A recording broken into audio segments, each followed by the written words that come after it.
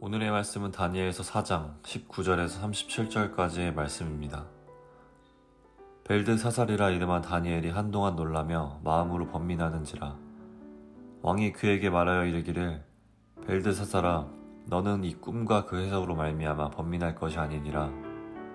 벨드사살이 대답하여 이르되 내 주여 그 꿈은 왕을 미워하는 자에게 응하며 그 해석은 왕의 대적에게 응하기를 원하나이다. 왕께서 보신 그 나무가 자라서 견고하여지고 그 높이는 하늘에 닿았으니 땅끝에서도 보이겠고 그 잎사귀는 아름답고 그 열매는 많아서 만민의 먹을 것이 될 만하고 들짐승은 그 아래에 살며 공중에 나는 새는 그 가지에 깃들었나이다. 왕이여 이 나무는 곧 왕이시라. 이는 왕이 자라서 견고하여지고 창대하사 하늘에 닿으시며 권세는 땅끝까지 미치심이니라. 왕이 보신즉 한 순찰자 한 거룩한 자가 하늘에서 내려와서 이르기를 그 나무를 베어 없애라. 그러나 그 뿌리의 그루터기는 땅에 남겨두고 새와 노줄로 동이고 그것을 들풀 가운데에 두라. 그것이 하늘 이슬에 젖고 또 들짐승들과 더불어 제 몫을 얻으며 7대를 지내리라 하였나이다. 왕이여 그 해석은 이러하니이다. 곧 지극히 높으신 이가 명령하신 것이 내 주 왕에게 미칠 것이라. 왕이 사람에게서 쫓겨나서 들짐승과 함께 살며 소처럼 풀을 먹으며 하늘 이슬에 젖을 것이요 이와 같이 7대를 지낼 것이라. 그때 지극히 높으신 이가 사람의 나라를 다스리시며 자기의 뜻대로 그것을 누구에게든지 주시는 줄을 아시리이다. 또 그들이 그 나무 뿌리에 그루터기를 남겨두라 하였은즉 하나님이 다스리시는 줄을 왕이 깨달은 후에야 왕의 나라가 견고하리이다. 그런즉 왕이여 내가 아뢰에 서는 것을 받으시고 공의를 행함으로 죄를 사하고 가난한 자를 긍휼히 여김으로 죄악을 사하소서. 그리하시며 왕의 평안함이 혹시 장구하리이다 하니라. 이 모든 일이 다 나 느부갓네살 왕에게 임하였느니라. 12달이 지난 후에 내가 바벨론 왕궁 지붕에서 거닐세 나 왕이 말하여 이르되 이 큰 바벨론은 내가 능력과 권세로 건설하여 나의 도성으로 삼고 이것으로 내 위엄의 영광을 나타낸 것이 아니나 하였더니 이 말이 아직도 나 왕의 입에 있을 때에 하늘에서 소리가 내려 이르되 느부갓네살 왕아 내게 말하노니 나라의 왕위가 내게서 떠났느니라.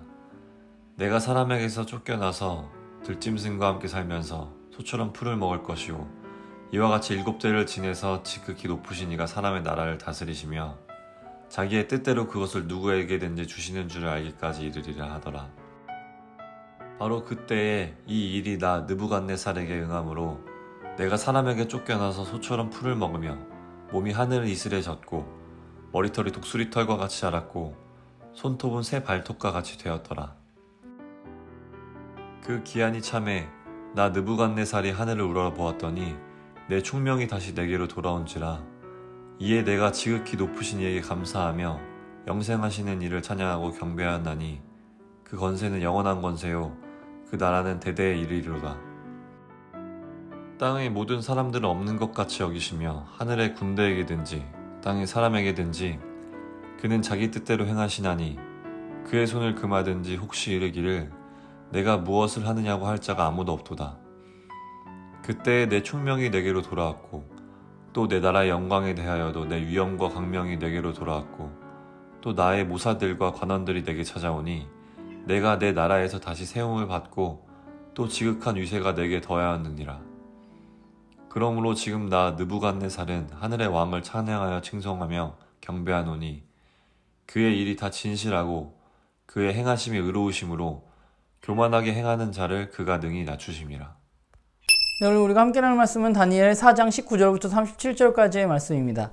다니엘에 의해서 느부갓네살의 꿈이 해석되어집니다. 다니엘의 말대로 이 꿈의 해석은 차마 느부갓네살에게 말하기에는 그런 어려운 이야기이죠. 왜냐하면 자기에 대해서 안 좋은 이야기를 하는 걸 누가 듣고 싶겠습니까? 거기다가 느부갓네살은 최고의 권력자인데 그 최고의 권력자가 그 왕의 자리를 빼앗길 것이라는 이야기를 사실 하기 쉽지 않았을 것입니다. 그런데 하고 싶지 않은 이야기이지만 하나님이 느부갓네살에게 이야기하시고자 하는 이야기이기도 합니다.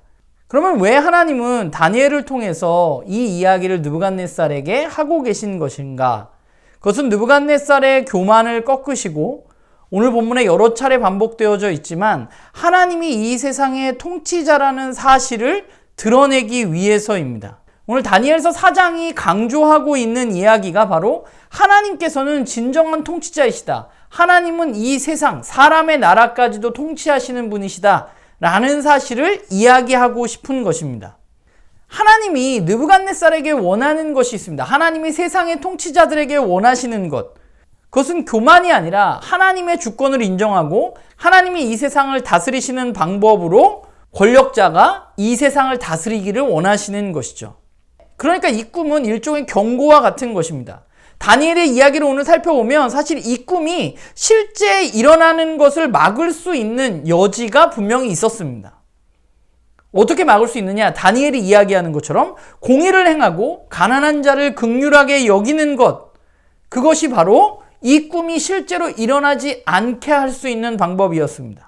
그런 면에서 다니엘의 이야기는 놀랍습니다. 왜냐하면 우리는 일반적으로 죄를 사하려면 제사를 지내야 된다고 생각하지만 오늘 다니엘은 뭐라고 말하냐면 공의를 행해서 죄를 사하고 가난한 자를 긍휼하게 여겨서 죄를 사하라고 말하고 있다는 것이죠. 느부갓네살이 해야 하는 일은 재물을 잡아서 제사를 드림으로 그의 죄를 사하는 것이 아니라 공의로 또 긍휼로 세상을 다스리는 것을 통해서 죄를 사해야만 하는 것이죠. 왜냐하면 그가 공의롭지 못하고 가난한 자들을 돌보지 않기 때문에 그런 것입니다. 왜냐하면 일반적으로 세상의 권력은 그렇습니다. 하나님은 공의를 행하시고 가난한 자들을 긍휼히 여기시는 분이시지만 이 세상은 공의가 아니라 힘과 권력이 있는 사람의 이익을 위해서 움직이고 또한 가난한 사람이 아니라 힘 있는 사람, 돈 있는 사람, 부자들에게 이익이 되는 방향으로 움직이는 것이 이 세상의 일반적인 운영의 법칙이기 때문에 그렇습니다. 그러나 그것은 하나님이 원하시는 통치의 모습도 아니고 하나님도 그렇게 통치하시는 분이 아니십니다.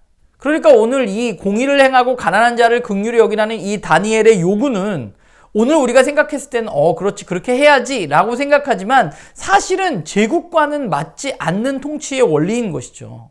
느부갓네살은 그렇게 하지 않는데 다니엘은 그렇게 하라고 지금 요구하고 있는 것입니다. 그렇기 때문에 느부갓네살이 받아들이기 힘든 것입니다. 그래서 느부갓네살에게는 분명히 기회가 있었지만 느부갓네살은 그 기회를 저버립니다. 그래서 결국 느부갓네살이 하나님을 무시하고 자신의 능력을 과시했을 때 이게 다 내가 만든 거 아니냐, 내 힘대로 움직이는 거 아니냐 라고 이야기했을 때 그 꿈이 실제로 느부갓네살에게 이루어지게 되는 것이죠. 그래서 그는 짐승처럼 살게 됩니다. 그리고 그 시기를 보내면서 결국 그가 깨닫게 된 것은 뭐예요? 하나님이 정말 이 세상의 통치자시라는 사실을 그는 인정하게 되는 것입니다. 하나님이 이 세상의 주인임을 사람들이 알기를 원하십니다. 그런데 사람들은 그것을 무시하고 자신들이 자신의 삶에 또 자신들이 이 세상의 주인이라고 생각하면서 살아갑니다. 또 어떤 사람들은 하나님의 통치를 믿는다고 하지만 그 통치가 나의 삶과는 상관없는 굉장히 큰 이야기로 생각하면서 살아가는 사람들도 많이 있습니다. 그래서 그저 굉장히 모호하고 굉장히 거시적인 크게 하나님의 통치를 이야기하는 경우가 많습니다. 그러나 하나님은 그 큰 이야기, 거시적인 하나님이 아니라 온 우주를 다스리시는 하나님이심에 분명하지만 또한 우리들의 삶도 다스리시는 분이십니다. 크고 작음의 문제가 아니라 하나님은 모든 것에 이 온 우주의 운행도 또 저와 여러분의 삶의 순간순간도 하나님은 함께하고 계신 것이죠. 그렇다면 그분의 다스림을 받는 삶은 어떤 삶인가? 오늘 말씀을 빈자면 그것은 바로 나의 삶에, 우리의 삶에 공의를 행하고 가난한 자들을 긍휼히 여기는 것, 그들을 사랑하는 것, 그게 바로 하나님의 다스림을 받는 사람의 삶의 모습입니다. 왜냐하면 하나님이 정의와 사랑으로 우리를 다스리시기 때문에 그렇습니다. 그게 하나님의 방법입니다. 그래서 그분의 다스림을 받는 사람은 그렇게 사람들에게 다가갈 수밖에 없는 것이죠. 그러니까 결국 하나님이 우리를 다스리고 계세요. 그분이 우리의 삶의 주인입니다. 라고 고백하는 사람은 결국 어떤 삶을 살아야 되느냐? 공의를 행하고 가난한 이들을 돌보는 삶을 살아야만 하는 것이죠. 우리는 때때로 하나님의 다스림을 받아야 돼 라고 이야기하면서 하나님의 다스림을 받는 삶은 근데 도대체 뭐야? 고민하게 되는 경우가 많이 있습니다. 왜냐하면 일반적으로 많은 사람들이 그것을 굉장히 신앙적이고 종교적인 것으로 받아들이기 때문에 그래요. 하나님 다스림을 받는다는 것.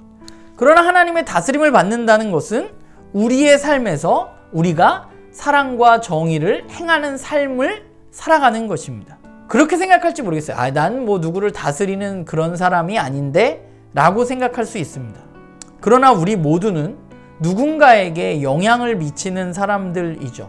저도 생각해보면 저희 아내에게 영향을 미치고요. 저희 자녀들에게, 저희 딸들에게 영향을 미치고, 또 교회 식구들에게도 영향을 미치고, 회사 사람들에게도 영향을 미치고, 그렇게 살아갑니다.